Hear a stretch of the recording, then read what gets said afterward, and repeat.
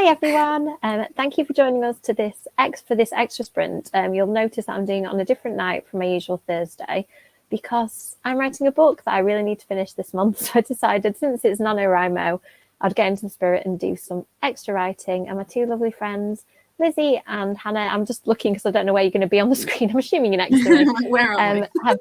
Yeah, I know. They're somewhere on the screen.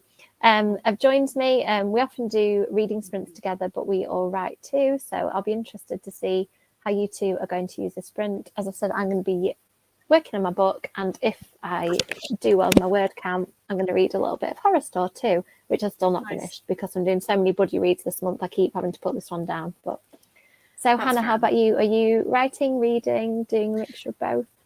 Yes, I'm going to be writing. I've got a catch up with Kelly that we're doing next week, my editor. We're going to have a look at some stuff there. So I need to get this final bit done and sent so that she can look at it all in one go. So I do have a kind of deadline, which hopefully will hold me accountable. But yeah, no, I'm going to be writing this evening. I'm sure it will. So is that the end then? Have you finished this draft once you do that? No, so it's basically we're doing it in thirds at the moment. So this is kind of like the first 30,000 words. Okay. She's been doing line edits for every chapter because I'd written it all. It was all done. And then I was decided I wanted to change really important things. And it's all kind of been taken to pieces again. So she's read them in chapters. She wants to now read kind of the first 30,000 words all in one go and just make sure that we're not putting too many pieces and too many trying to mess it up a bit, get it all kind of sorted. So yeah. Oh, excellent. And I'm impressed that you're so hands-on with your editor. The thing I'm writing the minute, nobody's read it apart from a few people have read the first few thousand words to check that it's not terrible. But apart from that, nobody. So I'm a bit scared. That's my agent at the end of December's problem, to read it first. How about you, Lizzie? Are you reading, writing, doing something else productive? I was thinking about writing, but okay. My software that I use really, really hates me. So I wrote 4,000 words at the beginning of the month. Tried to log on, it deleted those. So I was like, fine, I'll just carry on as if they haven't been deleted. So I wrote another 2,000 words. Those have now also been deleted, and I can't. I should have learned and just said, stuff it, I'm going to use Word, but no, I didn't. I was like, no, this is just a freak thing. It'll be fine. So now I'm kind of losing the will to live with it. So I'm going to read Ordinary Monsters instead. Excellent. That's fair. That is so traumatic. Well, for the first sprint, I'm listing books for sale on Depop, and I haven't finished doing that. So I'm going to be doing that the first sprint. But yeah, I'm very upset that the 6,000 words of this very important fan fiction that I was writing is now no longer available to me. This is the thing. It's I do feel bad for you because obviously losing anything sucks. And I think probably up to 500 words, it won't affect me as much. But after that, it's devastating. So losing 6,000 words is a lot. Then I remember that it's a Merlin fan fiction that you were writing, and I feel slightly less sorry for you. I still feel sorry for you, but not as sorry for you. I feel like some authors have made their careers out of writing fan fiction and disguising it, as a novel. And some of them openly admit that that's what they've done. And I think all writing is valid, isn't it, in terms of practicing craft. And I think it's a good way into, if you want to write your own stuff, using other people's worlds is really good. So yeah. What's really funny? Something really funny though, and kind of better, is that I deleted the fan fiction, but it kept the actual my own stuff. It kept all my. Okay. I have 1,000 words from NaNoWriMo's past where I've actually written novels. They're still there. So there's a part of me that's well, you could go and try and edit some of these, but then I'm like, do I really want to reread this? Because this will be genuinely awful. It will be really bad. You never know, though. Maybe you do. Maybe this is the universe telling you you're ready to kind of do your own thing. Let other people read it. Yeah, but this Merlin fanfiction has been living in my head since Hannah suggested it. And genuinely, I'm I just need to get this on the page. And technically, because it's Merlin fanfiction, it could not be Merlin fanfiction. It could just be the myth.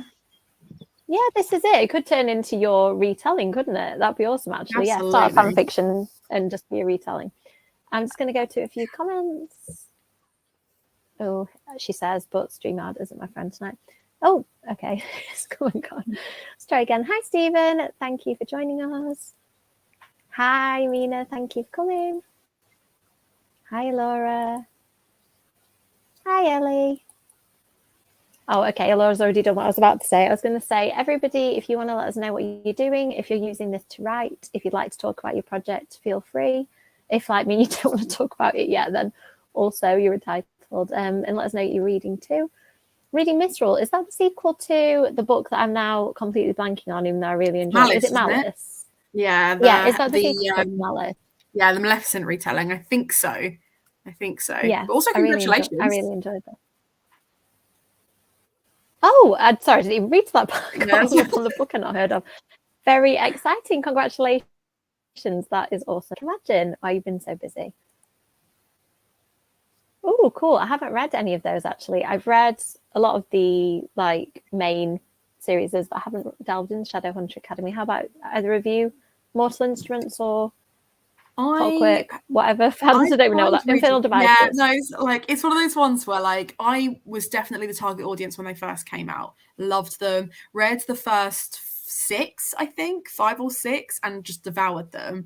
But they were my friend's copies, so I gave them back to her.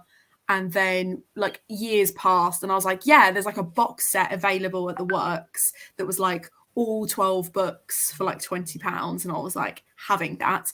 So I then tried to reread it, and the first 2 were interesting and fun and fast paced. And by the time I got to the 4th one, I was like, what is this? And why did I enjoy it so much as a teen that I could not get with it?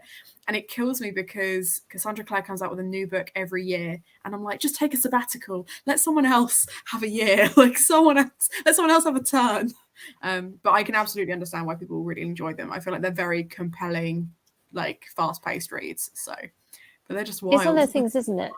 You either love being in a huge multiverse as it is at this point, or you just kind of have had enough. And I don't know. I thought I'd had enough, and then I really enjoyed the Lady Midnight ones. But I think it's because James Masters did the second 2 audiobooks in the trilogy, and I loved him. So okay. I thought the first one was pretty good, and then listening to him read book 2 and 3, I was like, okay, it's won me over again. So I feel like any series he reads, I read the Dresden Files that he does the audiobook, and it's not the kind of series I'd normally read, but he read the audiobook, and I found myself listening to 15 books. I'd listen to the dictionary if James Masters were going to read it to me, to be honest. I know. Yeah. He's so good at. Have you listened to the Dresden Files ones? Because the voices he does in that are just amazing. He does little fairies. Little cute fairies. He does female voices really well, different accents. He's so good. Honestly, the fairy he does is adorable. It's this little angry fairy that comes and helps him, and he traps it, and every time it's not got very good memory, and it forgets that he traps it to do little spells from it and stuff, and it gets really mad every time. It's so cute. It's worth listening to it just for that, in my opinion. Let's just go down the comments again. The Girl and the Goddess. I like that title. And this one. Are you 2 fans of swapping between books as you go? Because I definitely do that. I think I'm reading about 5 things at the minute. Yeah, so Celine, who is a mutual friend of ours, has basically dared me to only read 1 book at a time. Oh yeah, this month. You said.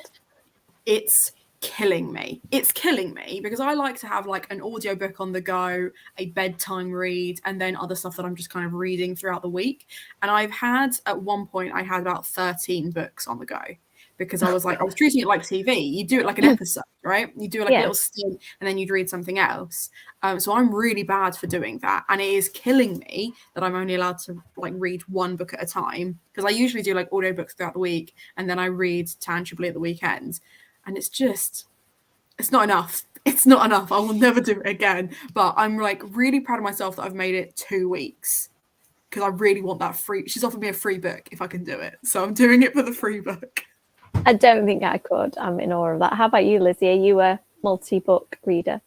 I am a multi-book reader. I have at least 3 going on and 2 books that I want to start.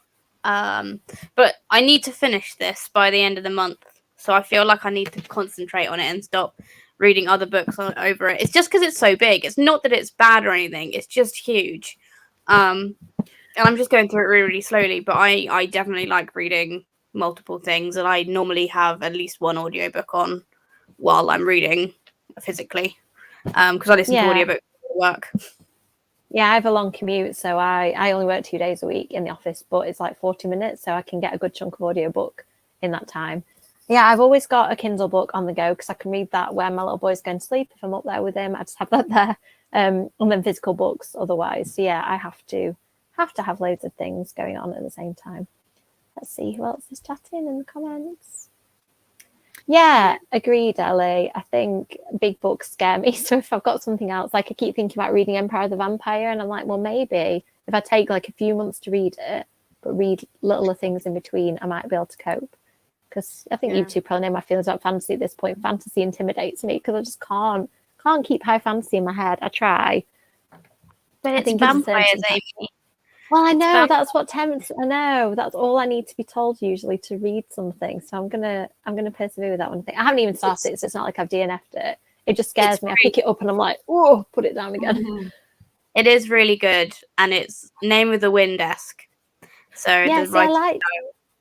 That is a fantasy that I did really enjoy, and then was like really sad to discover that it's a series that like is taking quite a while to get finished. It's typical I get into fantasy series and the next book just vanishes. Oh, I'm getting spammed in the comments. I'm not going to bring those up. Oh, cool. Okay, what are you thinking of it, Amina, so far? Do you think I'll be able to cope as a kind of fantasy newbie? People keep telling me I should. I trust Lizzie. Lizzie told me to read My Heart is a Chainsaw, which is one of my favourite things I've read this year. So I feel like I trust your recommendations at this point. It was so good. Thank you, Ellie. I still have no idea how to do this. I think you can block them. You should be able to. There should be like little dots on the side where you can block and remove. Block user. Okay, I've done that. There good. You go. And they've gone. Thank you, Ellie. I'm so new to all this. I just feel really helpless if anything goes wrong with the tech. I'm like, no, that's cool. Okay, it's going to have to happen, isn't it? I'm going to have to read a really big, scary fantasy book at the beginning of next year. Okay, good. You two convinced me. Did you say you've read it as well, Hannah? I haven't. No, I've read the Nevernight trilogy by Joe Christoph. That's it. And I read the Illuminae book, but under protest. So it's fine. I enjoy the Illuminae ones. I quite enjoy seeing people playing around with form, and I like seeing two writers together, kind of looking at how their styles mesh. I think that's quite interesting. I did like Nevernight but one, but it's one of those I liked it and then didn't read the rest for some reason. You're not missing out. The first one I think is genuinely one of the greatest fantasies I've read in the last 5 years. Like it's a lot of fun. There's a lot of world building. There's all the things that I like about fantasy, but it's not talking down to you, and it's not trying to it's not trying to be something it isn't. The problem with the second two is they are very much trying to be something they're not. So there's I joked to Lizzie that the first book reminds me of the TV series Nikita from the Stars production one, whereas the second season is basically Gladiator or Spartacus, the TV series. And I was like, I don't know if Jay Kristoff has any original ideas, because they're almost beat for beat the same storyline, and that really disappointed me, because I'm so picky anyway, that I like to be able to read something and feel like it doesn't feel like anything else. And if it does feel like something else, I want it to be self-aware enough to lean into it. Do you know what I mean? Like, obviously, Meaning the Undead has loads of pop culture references, and I loved that. But Horror Store, for example, because obviously you mentioned it before we started, Horror Store doesn't feel like anything else I've read because the form of it is so different. And I felt like with Nevernight, the first one felt really fun and original. The second two were too slow and nothing. Like, it just felt like it was just wasting time for some like massive dramatic ending. So I don't know if I'd recommend them. I feel justified that I'm not continuing. I wouldn't recommend the next two, because the only reason I managed to get through the next two was because the audiobooks were on Scribs. I would have DNF'd them if I was reading them physically. I was so disappointed by the second book. That's a shame. If you're intimidated by Empire of the Vampire, it is split up into parts. So you could always do it each, every 3 months or something. You want to get to the end of a part, because then you can split it up. That's a really good idea. Okay, I might do that. I feel a bit braver now. And plus, I've been reading the True Blood books this month, and I've enjoyed like having a definite vampire read every month. It's so good. I think I'm on the 11th one now. I've never read such a long series. I'm loving it. I'm reading them next year. I've filmed it in advance because I'm spending the next few weeks down at my parents' house. So I wanted to get loads of videos filmed for November and December, so I wouldn't have to worry about not having like a nice background or anything like that. And one of the videos I filmed is all the series that I want to read next year, and the True Blood series is on that list. Like I think I've got the 10 book box set. I think there's maybe like 3 or 4 afterwards. Yeah.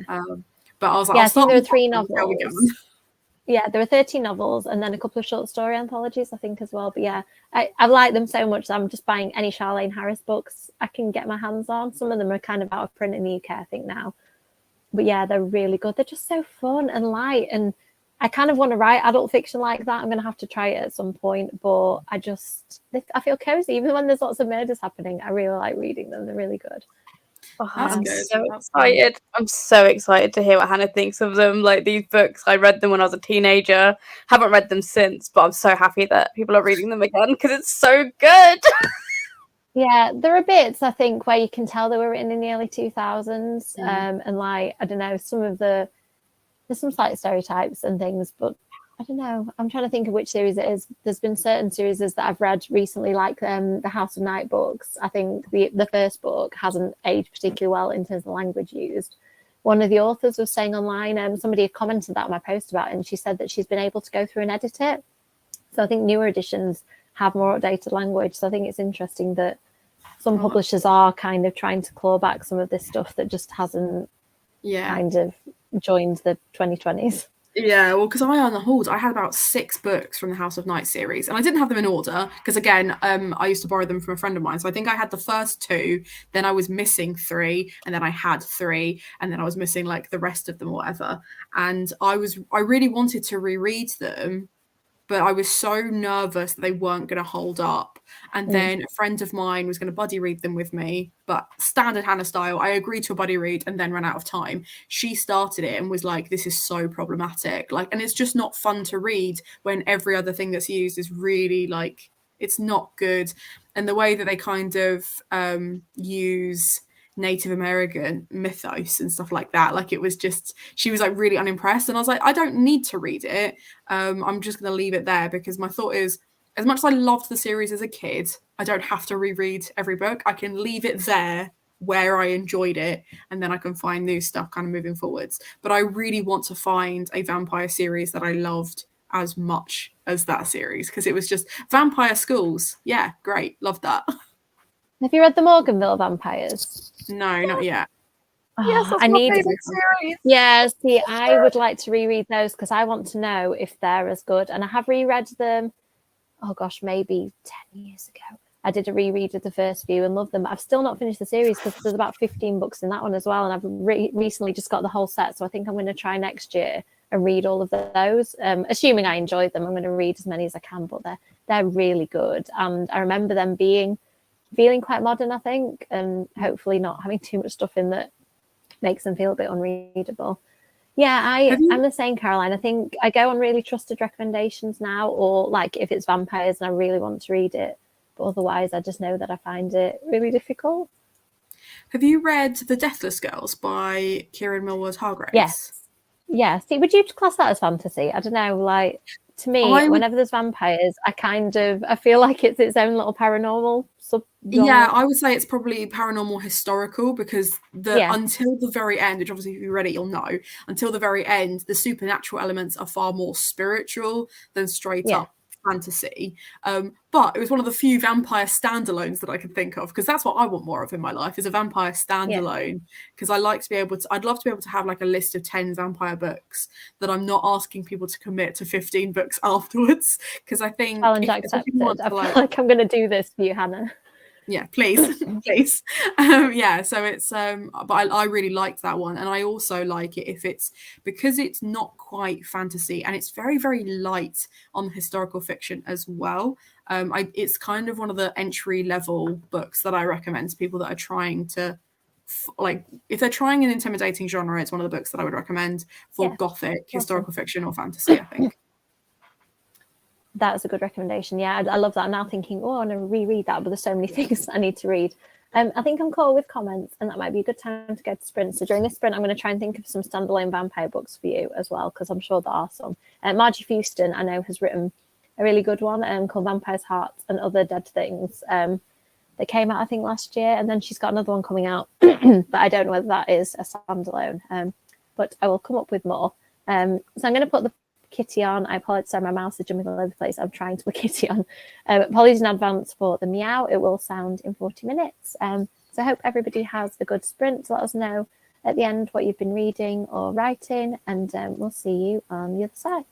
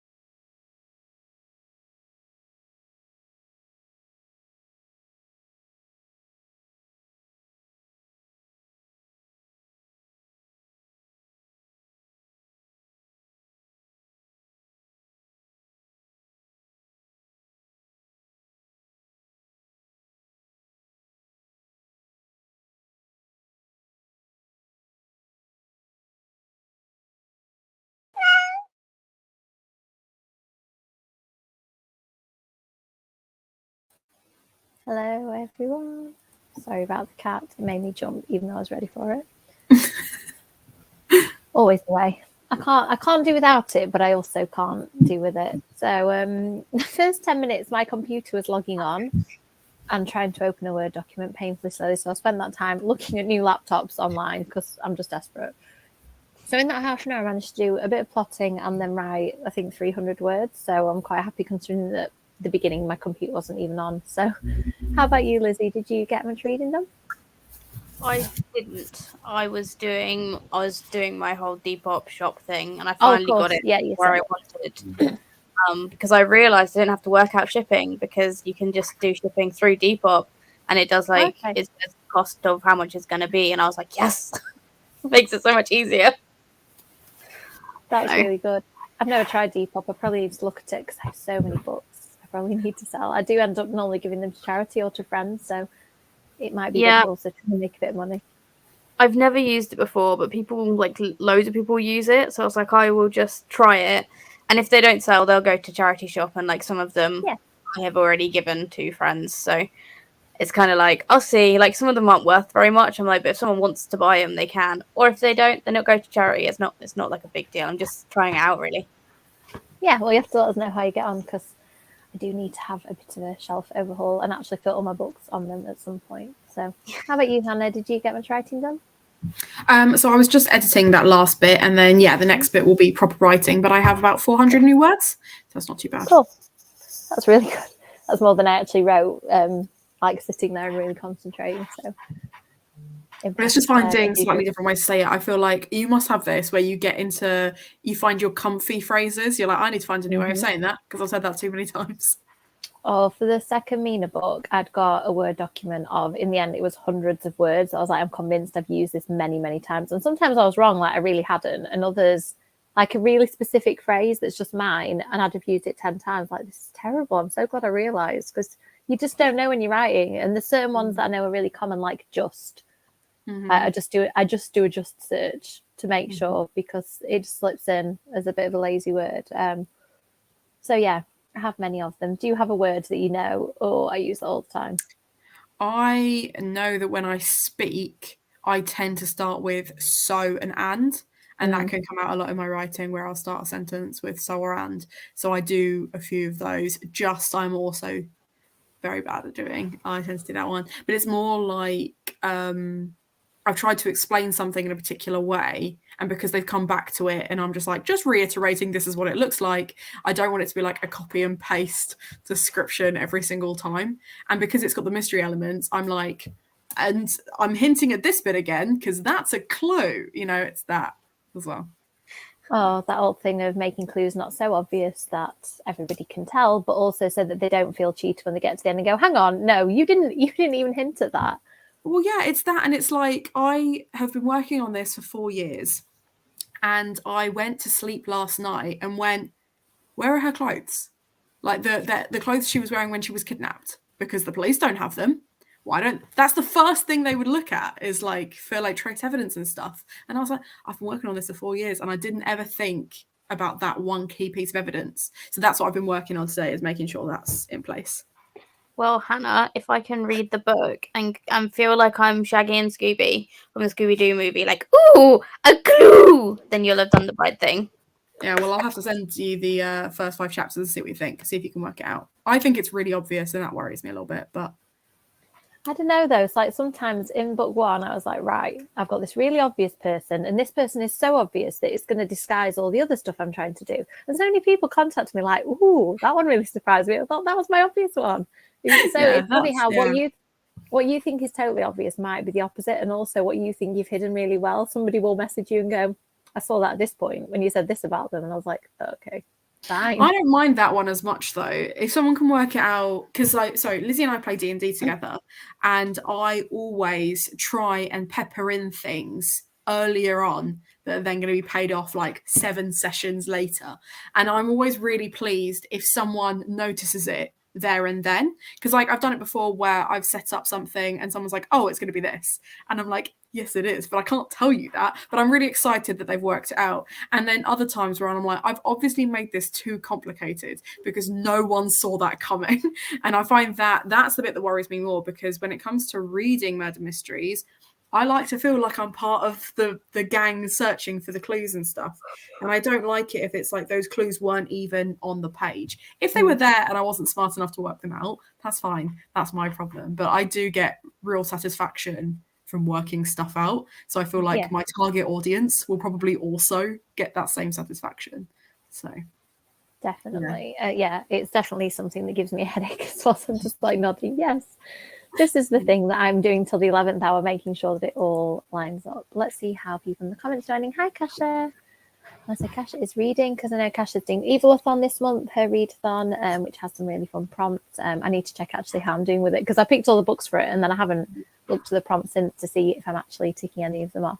The Time Watchers by Robbie Miles. Ooh, that sounds fun. And like Kasha, I'm just pretending it's still Halloween. I read Pumpkinheads at the beginning of this month. Like, I know I've just missed Halloween. I'm still going to read a book about a pumpkin patch. Hi. We're good, thank you, Charlie. Thank you for joining us. Sorry, I'm just speaking on your behalf. I'm assuming you're both fine. No, we're good. We're good. We're fine. I also refuse to do that for Halloween because I'm wearing my ghosties again. You're wearing your ghosties. I've got my Gothtober. I've even got my Halloween decorations, my bleeding ceiling still intact, my little coffin, and you can't see him, but I've got a little ghosty up there as well. He's still there. It is Halloween all year round in this house. I get new Halloween stuff and then I just leave it out. Like, I've even got my pumpkins and stuff still up in my room because I love them. So I feel like, why deprive yourself and put them in loft? I wouldn't do that with Christmas stuff though. Like, I'd leave Halloween stuff out. Oh, thanks for the hugs. Well, our blood is glittery, so it is going to double up as Christmas decoration. Yeah, it's festive. It's festive. Yeah, it's the right colour. I mean, I feel you could put candy canes on it. Yeah, I have a lot of Nightmare Before Christmas, so I feel justified in that being up year round because it just morphs seamlessly from Halloween to Christmas. Yeah, sorry about the sound, especially if you're reading horror. I imagine the like shrieking kitty is not great, and it also sounds like my toddler. So every time it goes off, I'm like, "What? He's woken up?" No, he hasn't. It's a kitty. Hi, thank you for coming. Wow, well done, Ellie. I'm sure you will. You seem to be very focused and efficient during these sprints. Oh, sorry about the class making you angry. I'll be interested to know what you're writing. Let us know how it's going. Yeah. Oh, I hate that. I used to be a teacher, so I've been there. It's so difficult, isn't it, to fit everything in and make sure you feel really well prepared. And I think that higher education-wise as well, such an expectation, isn't there, for it to be really good, what you're learning. Okay, I think I've caught up with comments. I think because we chatted about last time, maybe we could jump straight back in, do some writing and reading, if that's okay with you two.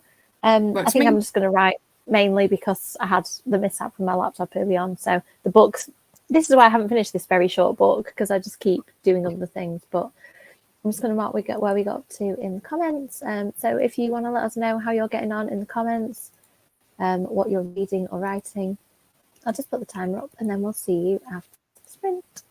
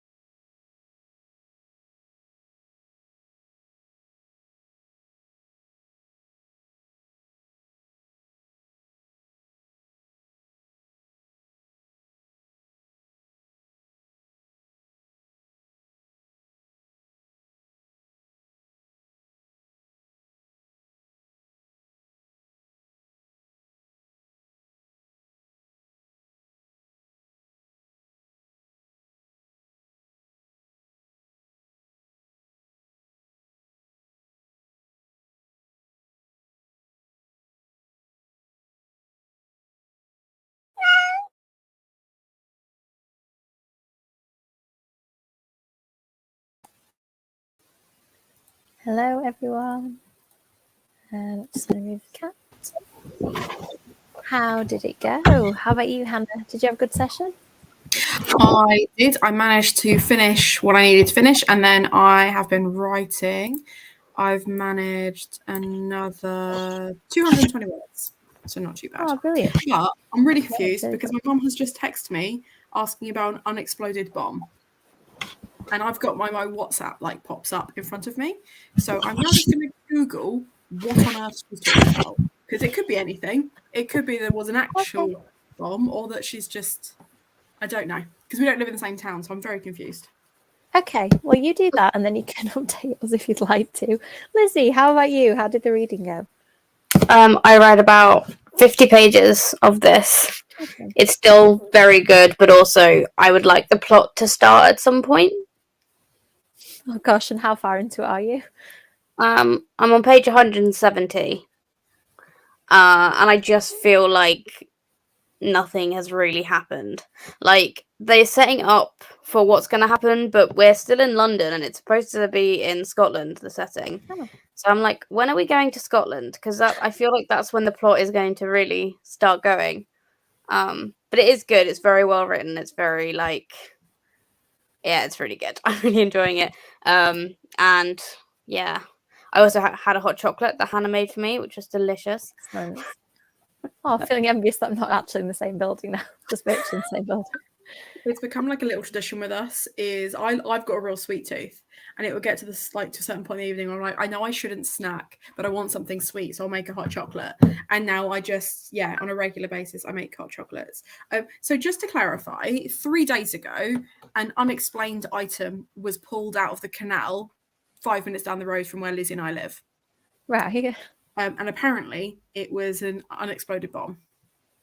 Oh, that's... Didn't affect me in the slightest. Mum was like the whole town apparently stopped. Like, it's been all over the news. And I was like, I don't watch the news. I watch like international news and stuff like that, but I don't watch like local news or anything like that. Didn't know. Had to be told by my mum, who lives 300 miles away. So wow. It's okay. We don't do the whole like houseboat thing like a lot of people in Banbury do. Yeah. But that's terrifying though. Imagine if we did. Imagine if we were houseboat people. That's scary. Yeah, then we'd know. We'd 100% know then. I think you probably would, yeah. Oh gosh, that's scary. I didn't even know that stuff like that can still be found like in modern times. That's wild, isn't it? Yeah, that's. Yeah. I wonder if unexploded from when? Is it like from? Yeah, I was just quickly having a look. I don't know. According to the newspaper, they found it. So basically, where it was found was very near the train station and the bus station. But it doesn't say how old the bomb was. It doesn't say if there was any kind of like hints as to who might have put it there or anything like that. Just the whole area was cordoned off. My mum said, "Oh, did it interrupt anything?" I was like, "No, Lizzie and I don't leave the house. We were fine. didn't leave. Didn't know." So when I went scuba diving off Crete when I was younger, there was an unexploded bomb site, and like the instructors had like warned us like what to look out for, and he was like genuinely it's quite a dangerous area, but it's all like it's a really stunning place, and it's quite it's all really clear water, which is why they take people out there to learn to scuba. But I was like, this is terrifying. I'm 13 and I might get blown up from this bomb if someone's flipper just accidentally touches it. It's not that it's not just going to go off from that, which is fine, but it is still an unexploded bomb. I always think it's fascinating when they find new ones, because it's like, how long has it been there? Yeah, scary, but interesting. I just It can't is. believe I was that oblivious, didn't I? My only experience of that is kids sometimes used to bring stuff in to show at school, and occasionally they'd bring like a World War II bullet, and you're like, is that like a live round that you've just brought into school? Like, look at this World War II artifact. You're like, okay, it happened a few times. You think that would only happen once in a teaching career, but no. That was pretty. Where did you teach? Like, where did you? In Doncaster. Like, oh, okay. You know, so like, I think they're just like stuff that grandparents had given them and things. Like my grandma like had a ration book. She didn't have like ammunition. No, but if there was an ammunitions place, it might be just stuff they found like in the garden and stuff. Because there used to be one near Doncaster, didn't there? There was some There's some activity, I think, because we're near some like cities. Like a bomb fell, like not far from where I grew up and stuff, like during the war. But yeah, there's where I grew up in Folkestone. There's a really famous, I say really famous, like famous amongst like Folkestonians anyway, church where it's just the tower, and the reason there's just the tower is because Hitler actually wanted the Lees Cliff Hall, which is like a massive theatre in Folkestone, for one of his bases, because you can literally see France from like the top of this theatre. Really? And he'd got like the blueprints for it, and he really wanted this place, but he knew that he would be invading where there are British barracks. So we've got like loads of squaddies live in Folkestone. And he basically had arranged, obviously not him, but there was an arranged bombing for one of the Sunday services. But they didn't realise that because it was a Sunday service, the squaddies actually got an hour lie-in before the service. It was like tradition for them to stay in bed an extra hour before they went to their service because it being like a Sunday or something. And they bombed the church with no one in it. All right. So the only thing that stands now is the tower that was left. No one was injured. No one died. And it was a complete failure because they'd aimed specifically for this church and there was no one inside it. That was amazing. Yeah, fun fact. fact. A lot about World War II. I've never heard of that story or anything like that. And I was just thinking, like, because I know Inglourious Basterds, the Tarantino movie, like, isn't the least bit factual, but I was thinking, there's a theatre in that. Like, did he kind of pluck some bits from actual history rather than to make it all up? Maybe. I'm going to go to the comments after that little sidebar. I hope everybody was as interested as I was in that. Oh, writing your feelings away is something that I do as well. Oh, good. Yeah, definitely have some relaxation after 6 hours of classes. I studied law. We never had 6 hours of classes in a day. It was very much do a session and then go home and read for like 5 hours or something. Mm-hmm. Excellent. Bell followed us and then Hell followed us. That's quite a difference in title. It's like Bell's happy, Hell not so happy. Mm-hmm. Oh, thanks, Ellie. Well done. Oh, I'm sorry it wasn't a more exciting read, but I know with a lot of people 3 stars is really good. Excellent. Also have a never-ending wish list. Oh, sorry, lots of comments just popped up. Yeah, I get that. The anger could filter in, couldn't it? Do you find that when you're writing, that if you're feeling a certain mood, it's going to come out in your writing? Yeah, I think I do. Like, and quite often I'm tired, so I do notice characters being really tired all the time. And I'm like, because I write in an evening when my toddler's asleep, and like I've done a whole day of toddler care today, and then like taking them to the farm and stuff, and then have to kind of find the motivation to write a really upbeat scene. And I'm like, don't feel upbeat. I need to just fake it. Don't feel upbeat. No, I don't know. I feel happy enough, but I'm just very tired. Yeah, I didn't actually say how I did. I somehow wrote 1,000 words. Like that's more than I ever write. After having a bit of a bad start because of my computer, I just was writing a scene, where you like just really stuck into it and it's working. You can totally see it in your head. And I think I've been building up to this, like a relationship imploding. Imploded. It was quite fun.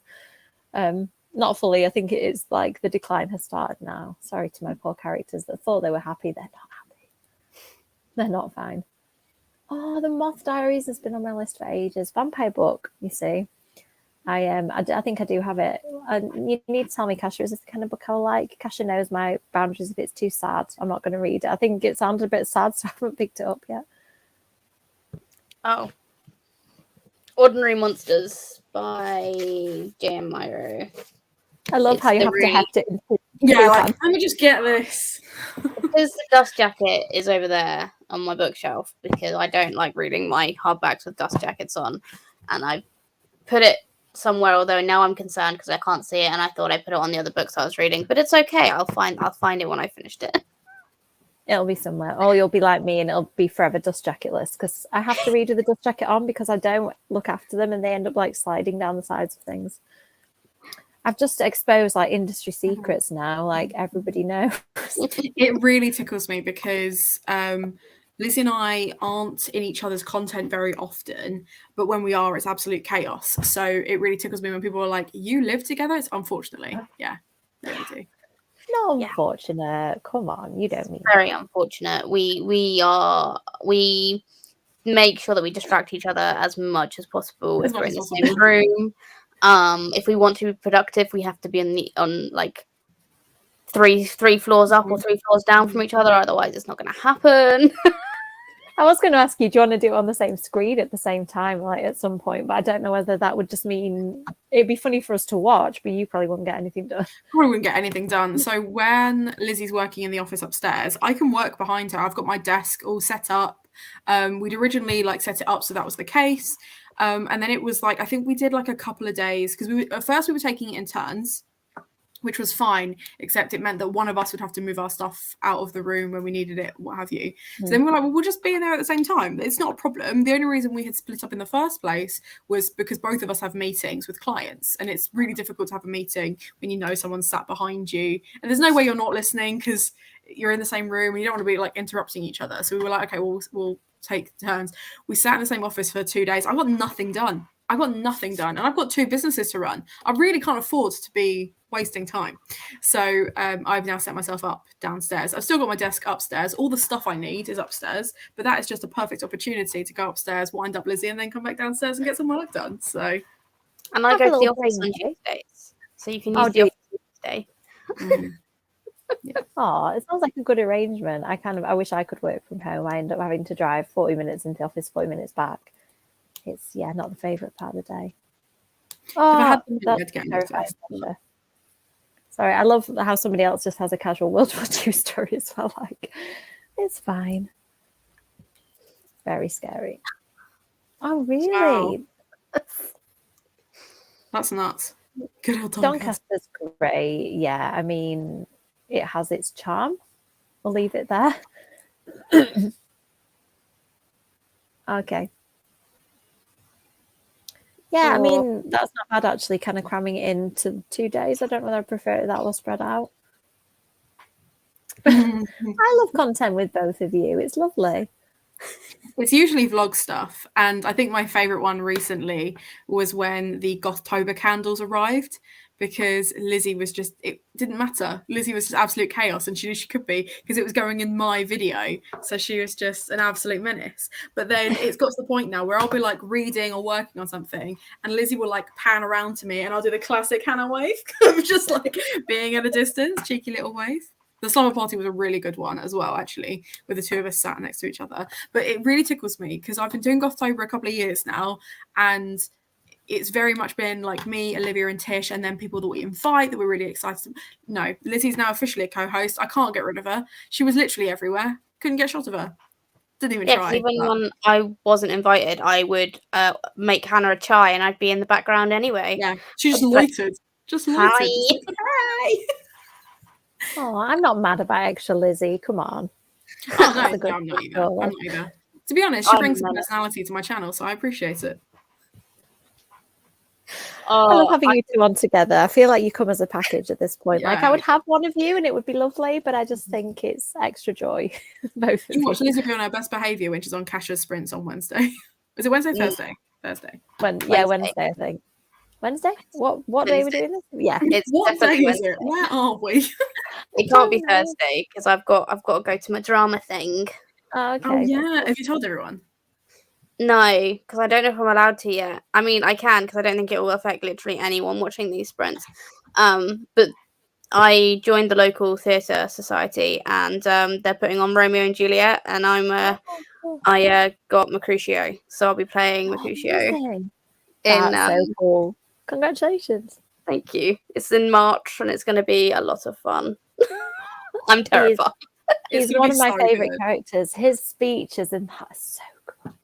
Mm-hmm. Yeah, and I've got to learn those speeches, and all I can say is, why does he not shut up? He really likes the sound of his own voice.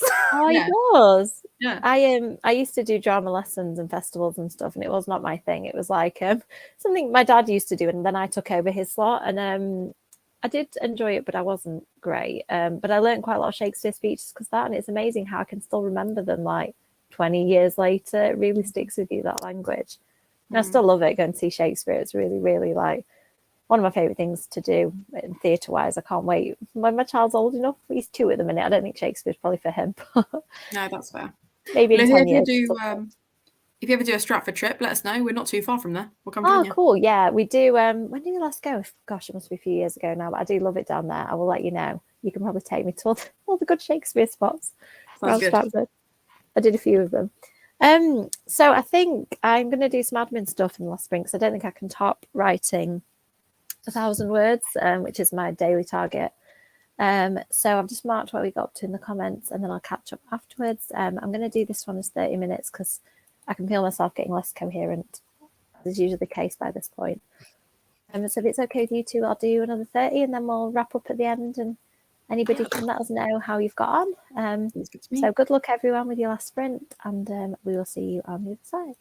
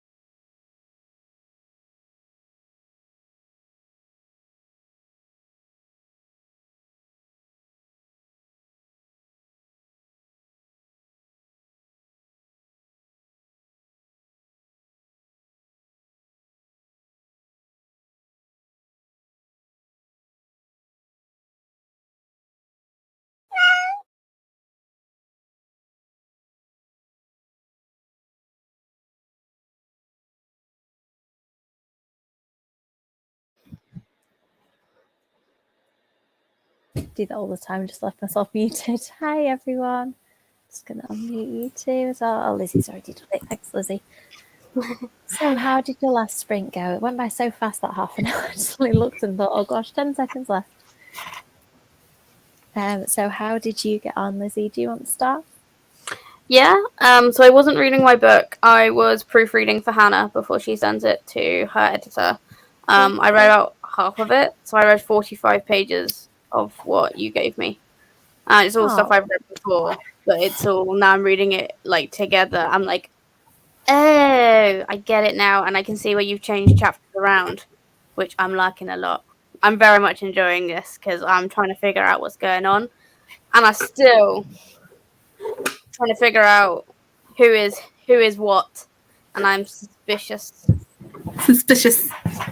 I have my suspicions that there are people who are not who they say they are. Or what they say they are, ... is what I'm guessing. Very dramatic and true. Yeah. Sorry, I've been doing this a while. I'm the same. Many, like, werewolf puns and like raising the stakes. And, This is the thing, is I have been telling everyone it's a werewolf story. So I know that when it comes to actually being published, everyone's going to know it's a werewolf story. So that can't be the twist. It can't be a twist that there's werewolves, because you knew that going in. So now the twist is, but who is the werewolf? Yeah. I just got to your Twilight parallel. Is that the Italian food bit? The Italian food bit of, I hope you like Italian. No, shut up. Yeah. Couldn't resist. There's actually another Twilight reference later, because it's like... Oh, see, now this is going to become a Spot the Twilight reference, and I feel like you're doing it just to spite me.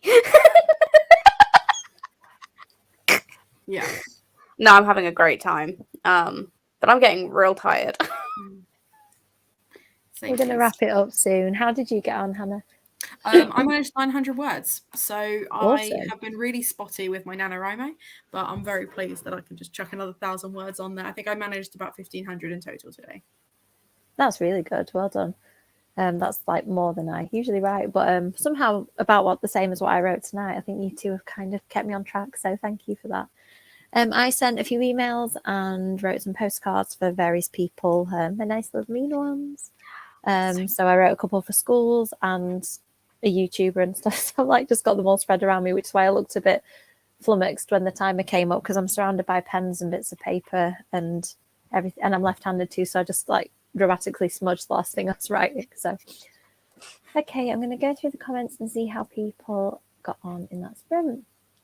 That's such a cool hobby, referring to you, I think, Lizzie. I agree. Yeah. What is the thing you dislike the most about the place you come from? I don't know where to start. There's a few things about where I live that are interesting. I think it depends what you like, doesn't it? I think what I find annoying, like, say, amount of pubs when I don't drink, maybe. I think places, depending on what your interests are, can be quite different. Like, I love the fact that we've now got an amazing theatre in Doncaster and stuff like that, but for some people that might be something they're not bothered about. And the library's amazing too. They've just done that up. So how about you two? What do you like or not like about where you live? Well, for me, I was desperate to get out of Folkestone before I went to uni. And then I had a really rubbish time in my first year and basically ran back home and was like, actually, it's not so bad. So I feel like there were things that I didn't like when I was a teenager. Like, there wasn't a lot there for teenagers. So it felt really claustrophobic. Whereas now they've had loads of money put in. Basically, like the Saga Holidays, the company, the guy who owned that, basically his main offices were in Folkestone. He sold them for billions, and he is basically putting a lot of that money back into Folkestone. So we've got a lot of like creative quarter areas, like really swanky buildings. There's like a skate park and cinema thing that's being built. Like it's beautiful, and I feel like it's so busy and like growing. So now the thing that annoys me isn't that there's nothing to do. It's that I can't afford to live there, because basically all this money has been put in, all this kind of London money has come down. We're on the high speed. So it's only 40 minutes from Folkestone to London. So loads of people will work in London, live in Folkestone. I can't afford to live there anymore. So that's the thing that annoys me. But it's not so much about the place. It's not the place's fault. And it's not really Roger Hahn's fault either. It's just that it kind of started a spark of something. But it's that. Oh yeah, that's like double-edged sword, isn't it? The better the place is, the harder it is to live there. How about you, Lizzie? So where I grew up, I think the worst thing about it was tourist season in the summer, where you literally couldn't move because there were so many tourists, and then in the winter it was dead. But now I don't live there. But the worst thing about living in Banbury, I think, is rent prices and just electricity bills. So being an adult is the worst thing about living in Banbury. Because I love Banbury. Banbury literally is the perfect size town. It's literally got everything. We're like in walking distance to the town centre if we want. Like, it's got everything I need. But it's just hella expensive being an adult, and I hate that. Yeah. No, I didn't realise that being at uni is like the best parts about being an adult with none of the responsibility. I don't think I fully appreciated that during that time. So if you're watching this or at uni, make the most of having like, you still have bills and stuff, don't you? But they seem to be like manageable, and especially if you live in accommodation, it's like all taken care of. It's great. I need to know, Kasia, what you think of The Luminous Dead. Do you love The Luminous Dead, Lizzie? I love that cover. I keep looking at it. Like, it's so I need good. to buy it. I listened to the audiobook on Scribd and it was absolutely fantastic. It's such a good, creepy book. And it's set in like a cave system, and it's all about caving. And it's basically like it's an isolation story and being cut off from the outside world. But instead of being in like space, it's underground. It's so cool. I love The Descent, so I'm already sold. I think I need to try and get that. Awesome. I'm always interested in tabbing. Do you two tab your books? Occasionally. Actually, the last book that I finished tabbing was Mina and the Undead. Oh, really? Cool. I'd love to see what you tabbed, actually. Will you send me some screenshots of like... Oh, yeah. It's literally just there, so I'll grab it for you in a sec. Cool too. Thank you. Yeah, show me at some point. I'd love to know like what you were trying to think and figure out as you go. Somebody sent me some screenshots and she didn't post them because there were spoilers, but it was just like her shouting at me like, how did you dare do this to this person? Why would you do this? Like, sorry. I enjoyed that. I tab certain books. Like if they're books I want to talk about in depth, usually I will tab it. Otherwise, I will forget. Like I was gonna tab this one because I'm talking about it for it's for a book club we're restarting in January. But we're doing some like dry runs, I guess. And this is the book I'm reading for this month, and I need to talk about it. But because I'm reading it so slowly, I'm remembering everything that's going on. So I'm not bothering, but I haven't actually tabbed anything in ages. Like I don't remember the last book I tabbed, and it's really funny. I know which one it was. I know exactly which one it was. The last book you tabbed was Cold Boys Wood. Yes, it was. You had your purple tabs to match. Yes, it was. Cold Boys Wood was the last one I tabbed, and I tabbed that because that was all vibes, no plot, and there were some really beautiful, like nuanced sentences that I just needed to remind myself of. But it really does depend on the book and like why I'm doing it, because I sometimes feel like I'm back at school at uni because I did an English literature course at uni and I used to tab up like books that I was talking about in lectures and stuff. So yeah, it really depends on the book. Yeah, I don't tend to because I feel like it pulls me out of the book personally. Like as soon as I start tabbing and analysing, like I think I enjoy doing that and internalising in my head. Although when I'm buddy reading, I quite like having that kind of string of theories and stuff as well. Is nice to read back. But that tends to be like electronically. So yeah, I haven't really tried it. Maybe I'll try it just to see what it's like. It is a good feeling when you've been reading a book for a long time. Yeah, I mean, I'm with you. I'm reading Horror Store and it seems to take me weeks and it's like just over 200 pages. So I get how life. Oh, Hannah, you've inspired. Well, it's because so Tamar's reading the No. 1 Ladies Detective Agency, which is have you read it? It's a murder mystery set in, I think it's in like Nigeria or Uganda, but it's a black woman solving mysteries, but it's written by a white man. And as a kid, I loved that series. I thought it was great, but I'm really worried it's going to be another one of those like problematic ones. Well, Tamar's got it on their shelf and wanted to read it anyway. And they're kind of tabbing through certain points just to kind of raise to me so that when we chat about it, it can be a case of, is it worth me reading or not? So I really appreciate the effort, to be honest, because I think if someone had asked me a book that I'd read, whether I should read it again, I'd just give them kind of like a yes or no, as opposed to like putting all this effort in. So I really do appreciate it. It's really lovely. It's interesting, isn't it, how writing outside your experience wasn't something that we would have thought of at all as a child, and we probably wouldn't have even known because of, like, for me, I'm old enough that the internet didn't exist when I was younger, so I didn't know sometimes that, you know, whether you're talking the gender of the person, I certainly wouldn't have known anything about their background or kind of preferences. So I would just go into it without thinking about that. And it's something that I'm so mindful of now that I'm writing stuff. Like, because I am, the more confident I'm getting, I'm thinking about different experiences I want to represent. And it's like, to what extent can I do that? And if, for example, I'm writing from a first person of a character that is outside my experience, are they just that thing that's outside my experience, or am I trying to tell the story of that thing, if that makes sense?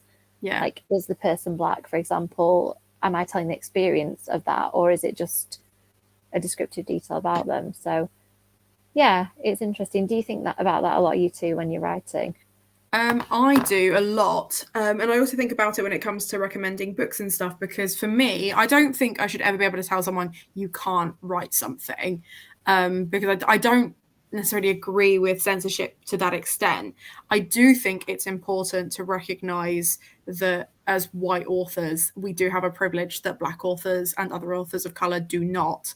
And I think sometimes having that diverse rep within your own writing is really important. Like, you shouldn't just have all of your characters be white and straight, because that's not how people work, you know. But if you're going to include them as a point of plot reference, etc., that's when I kind of feel like, but it's a really nuanced conversation, and it's not something that you can put a stamp on it and go, that's my opinion, and that is the opinion I will have for all books that I read moving forwards. Because I know, like, the prime examples, I don't know if you remember this from last year, Addie LaRue and Deadly Education came out like the same weekend, and they had, like, they're both white authors and they're both dealing with a discussion about racism, but for the polar opposite reasons. You had Addie LaRue that had one person of color in this entire 400-page, 400-year spanning book, and A Deadly Education, where it's a white author writing from the perspective of a mixed race young woman and talking about how they don't feel attached to their heritage, etc. And now, whatever your opinions are on both of them, both authors have tried to do something that is inclusive, and both of them have not hit the mark for a whole bunch of people and a whole bunch of different reasons. So then it's a case of, it's going to be down to you as the reader to make your decision on which one works for you and which one doesn't. I preferred Deadly Education and how that was handled, because although the main character is a person of colour, the culture they associate with the most is Welsh, because they grew up with the Welsh side of their family, and it's a white author. So it worked for me because of that. But then equally, I'm a white writer. So it's just, I think it's understanding there's got to be a nuance. You've got to be able to be prepared to have that conversation for every individual situation, I think. Yeah, and be prepared. Authors, I think, who've encountered things where they may have got it wrong, because you can't know everything, and with all the research and all the sensitivity reads, you can miss something. I mean, I even had a case where my sensitivity reader, I asked her about something, and she'd not picked it up as an issue, but I'd picked it up wondering whether it would be an issue for her, if that makes sense. So it's interesting, and I just think that you've got to be kind of reactive and learn and listen, and if you do make a mistake, kind of own it and think about how you're going to move forward. I think it's difficult, and like, I'm white, I'm straight, not every character in my books is, because that isn't the world. And if I was just going to represent the world that I know, it would be a bit of a boring and weird YA book, a woman in her 30s with a child and a day job, you know, with a book about teenagers. It just wouldn't be right. So I don't know, how about you, Lizzie? Is it something that kind of plays on your mind when you're writing and reading? Yeah, and Hannah and I have had multiple conversations, and I'm still trying to figure out how to explain how I feel about these situations, because, you know, I'm still challenging myself every day with, you know, ingrained socially and, you know, things. I grew up in Cornwall where, you know, everyone was white. And I still find myself, you know, every now and again, I've lived in Bradford, I've lived, you know, I've been around loads, like I've learned so much, like learning every single day, but I still find myself sometimes wondering if what I'm saying is it like it's if it's okay. So Hannah and I have had multiple conversations about it, because like before I knew Hannah, I didn't even look at how diverse my bookshelves were, and they weren't diverse, and that wasn't out of fault, that was out of just not picking up authors of color's books, because it just wasn't what was being recommended to me. So that's changed a lot in my reading.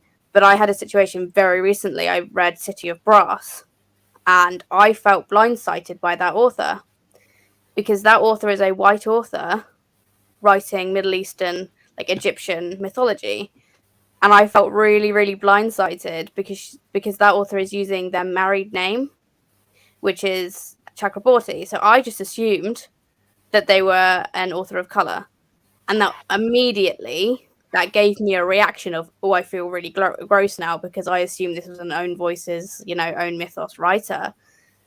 So it's really interesting, because I had the same reaction when I read The 10,000 Doors of January by Alex E. Harrow, because she's writing a mixed race character, and I felt the same discomfort because of it.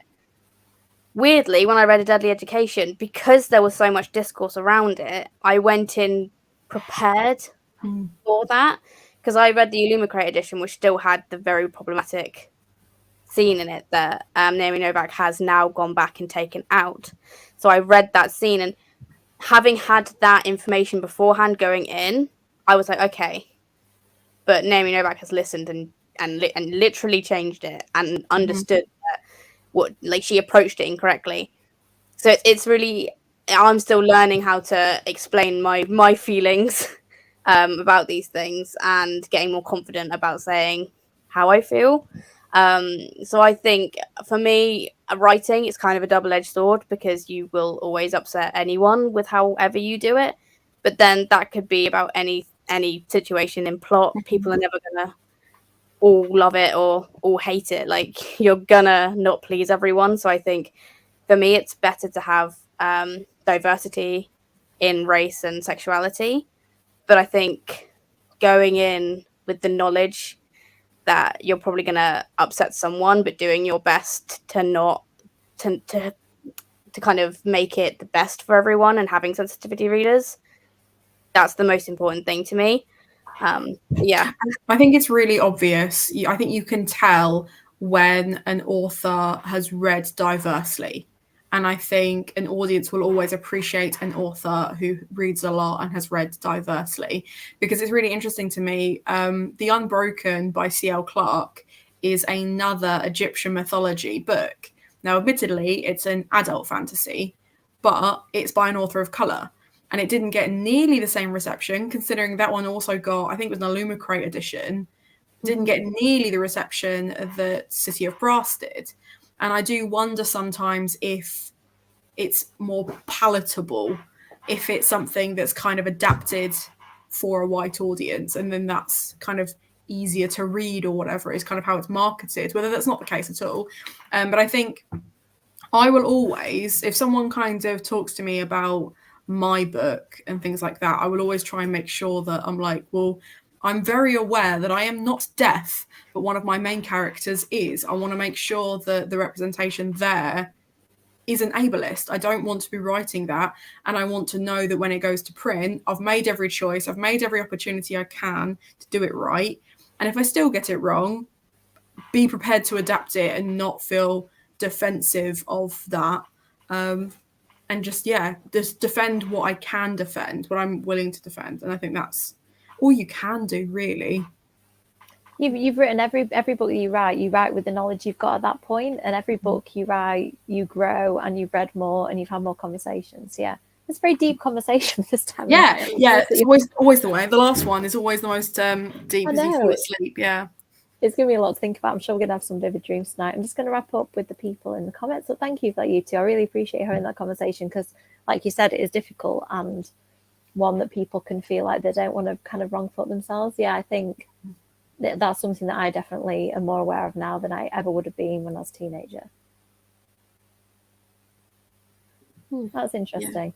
And it's interesting, isn't it, how diversity means different things. Like you said, reading all books by women could be seen by some as reading more diversely if what they're used to is reading books by men. It's interesting. Yeah. Well, I remember it was Bow Ties with Books doing Blackathon that was kind of the first readathon that really made me think about how many books I had read by authors of colour.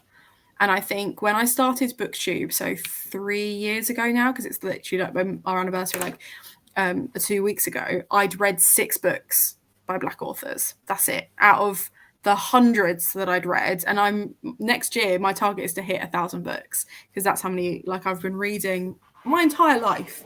I'd read 6, and I thought, that's just not good enough. Like, I can't be honestly recommending people books saying this is the best thing you'll ever read if actually all I've read is 6 opportunities for someone else to do something different with it. And it's really interesting because now it's maybe kind of go back to books that I thought were great, and I can see where they've tried and they've missed it. Like, I don't enjoy fantasies. What did Olivia from Olivia's Catastrophe call them? She called them something like bread and water fantasies or something like, the old like medieval ones where it's all kind of old men and they're misogynistic and they're racist, but they're fantasy, they're fighting dragons and everyone just kind of accepts everything. I can't read those anymore.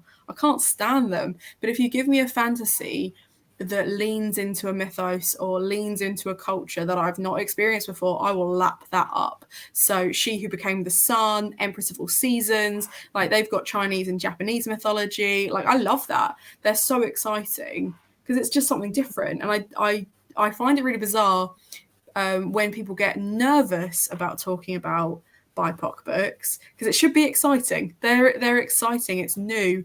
And I think as readers, we're constantly looking to be entertained. What's more entertaining than experiencing something you've never experienced before?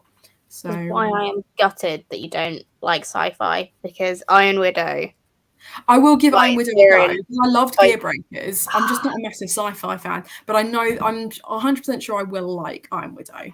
I won't take my Luna copy back. It's fine.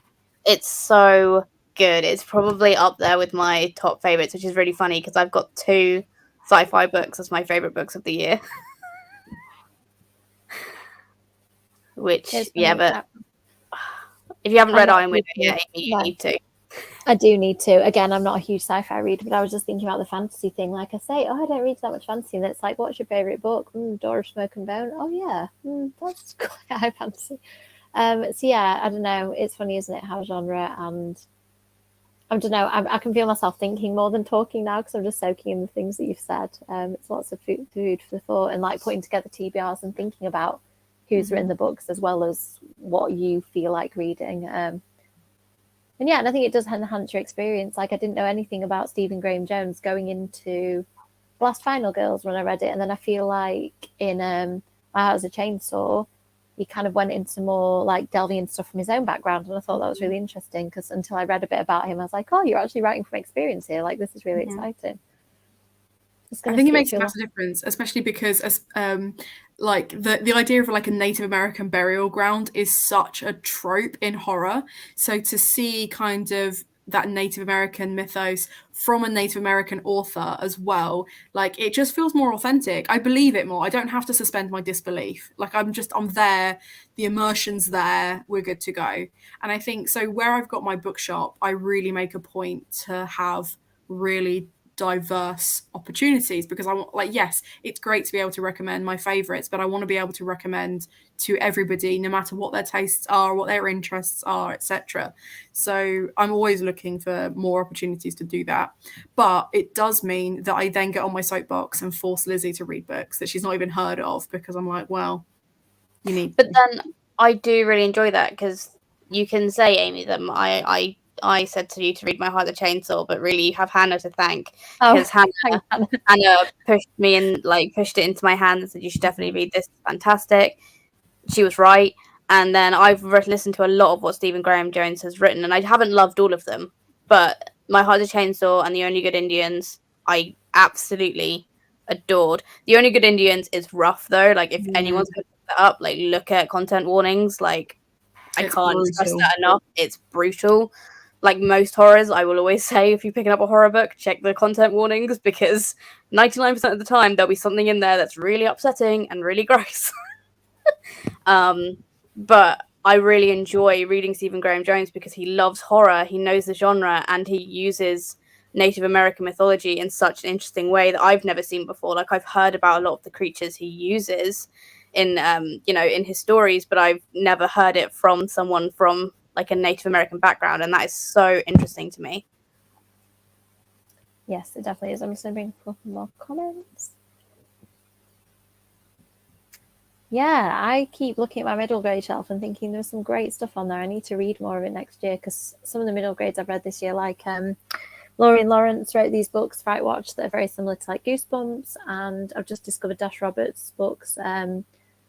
What's it called? The Big Wolf Conspiracy is the first one, which is kind of a Bigfoot sort of play, but there's some great middle grade books I need to read more. I just realised what time it is. I'm sorry I've kept you both talking so late. We were talking. It's fine. I think I need to go to bed. I think we all do need to do something relaxing now, because I think doing a sprint, you need some unwind time afterwards, don't you? So thank you both for coming on and talking to me about writing, reading, everything. As usual, I really enjoyed it. Thank you, everybody in the comments. I think a lot of people are kind of starting to go to bed. It's gone a bit quiet now. Not everybody's quite as passionate needing to have this conversation as we were at this point of the night. But I'm going to end it there. So I am doing lots of sprints at the minute. I'm doing Evil-a-thon with Kasha on Wednesday and with Lizzie as well. And on Thursday, I'm doing my own sprints on my channel with a few lovely people. Just because I'm really trying to get a book written. I don't think I'm going to do much reading in sprints this month. I just need to write. Thank you for coming along and for all of your contributions. I really appreciate it when people get involved in the chat. It is lovely. So thank you both. Thank you, everybody, for watching. You can find Lizzie and Hannah on their channels. In their titles, you can find both of them. You've recently changed your channel name, Lizzie, haven't you? So this is the new one. I'm pointing at it with my cursor as if people can see. I'm just that one right there. Yes, thank you. Okay, good night, everyone. Thank you for watching, and I'm going to end it now. Bye.